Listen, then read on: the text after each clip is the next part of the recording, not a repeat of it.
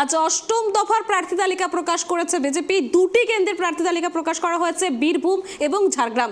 বীরভূমে কেন্দ্রে প্রার্থী হয়েছেন প্রাক্তন আইপিএস দেবাশিস ধর, ঝাড়গ্রাম থেকে প্রণব টুডু। এটা খুব ভালো লাগছে রাজ্য নেতৃত্ব এবং হচ্ছে যে দিল্লি নেতৃত্ব, সেন্ট্রাল নেতৃত্ব যে আমার উপর ভরসা করেছেন ওনারা, যে এই পার্টিকে আমি খুবই অনেক দিন থেকে আমি কর্মী এবং হচ্ছে যে আজকে এই পার্টি আমার উপর ভরসা করেছেন এবং আমরা এখন কাজটা শুরু করবো। এবার দেখা যাক এখানে জেতার ক্ষেত্রে কতটা আশাবাদী আপনি? অন্য জগৎ থেকে এসে 100% আমরা আশাবাদী আছি যে আমরা জিতবো।